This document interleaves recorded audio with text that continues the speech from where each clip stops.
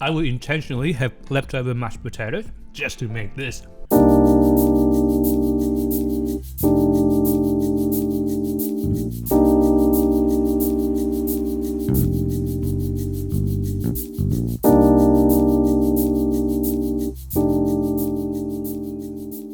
G'day friends, how's it going? Welcome back to Sam's Home Kitchen, where I bring to you budget-friendly recipes with sustainability in mind. So I got some leftover mashed potatoes. I know.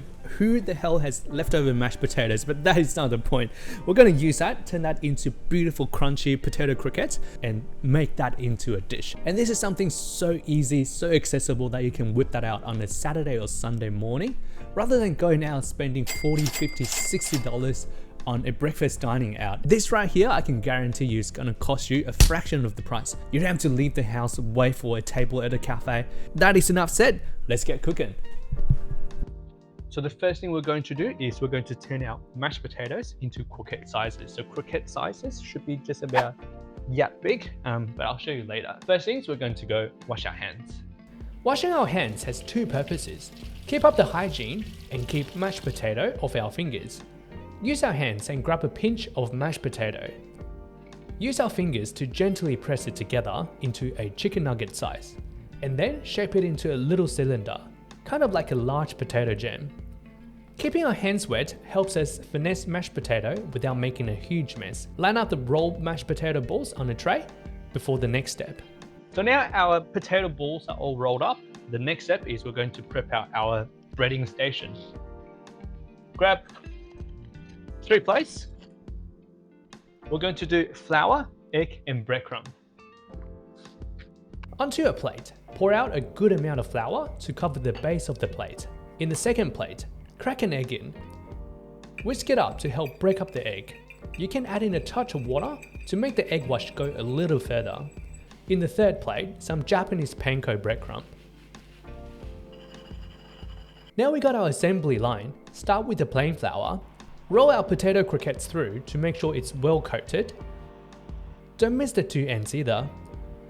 Do it for all of the potato balls we made earlier, and then we'll do our step 2 and step 3 in one go. Floured potato croquettes into the egg wash, and then roll it in breadcrumb.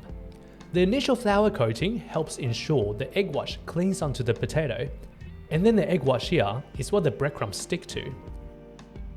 Move our potato croquettes through the production line until all is coated with breadcrumbs.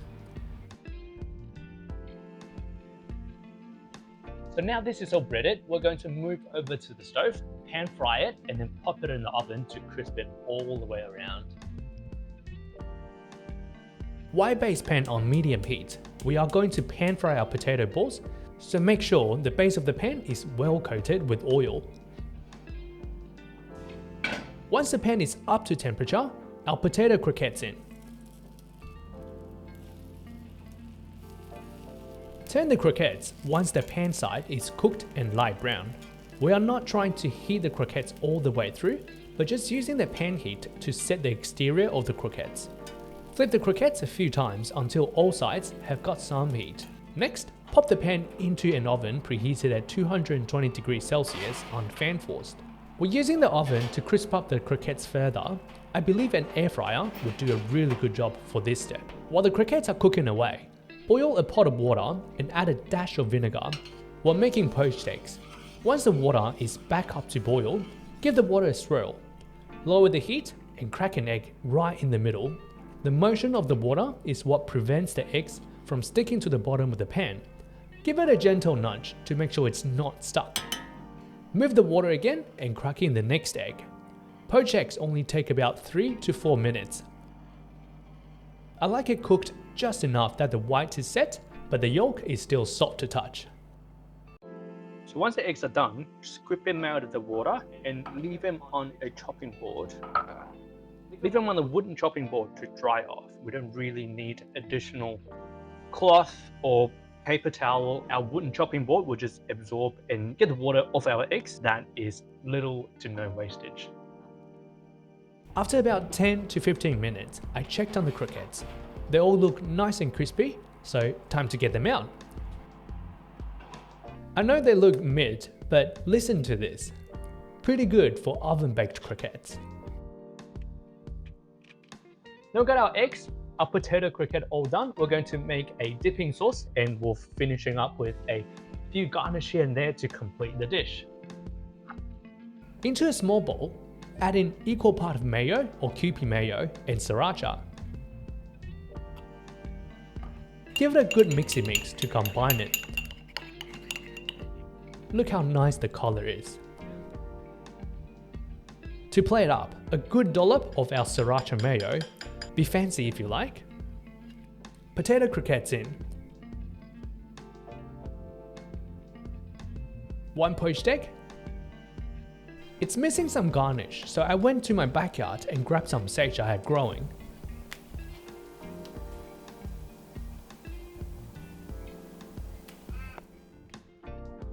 You get a leaf, and you get a bunch. Crack of pepper, flaky salt to season and add texture. And that is our potato croquettes done. It's such a simple way to elevate humble mashed potato. The cost breakdown is around the screen here. One serving of our potato croquettes works out to be 86.4 cents to make. Alright, and there we have it. That is our potato croquette with a side of poached egg with sriracha mayo all done right here. I'm going to dig in and let you know how it tastes like.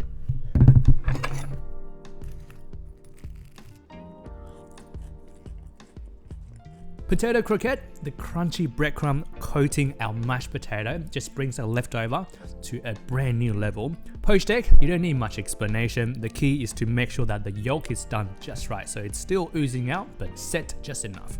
And sriracha mayo, it's got that pop of color, a little kick in terms of spiciness, but the mayo rounds it out. Sage is probably not the right choice for this garnish. It's quite strong, but if you got dill or parsley available, those will bring a really good freshness to this dish. But overall, super stoked, super happy with how these turned out. I mean, it's pretty rare to have leftover mashed potatoes, but in that once in a blue moon kind of situation, if you have some, give this a go. And that's it. Thank you so much for watching. If you enjoy it, if you learned something, give the video a like and consider subscribing. I have a new video coming out every 2 weeks on budget cooking and cooking sustainably. Thank you so much, and I'll see you next time.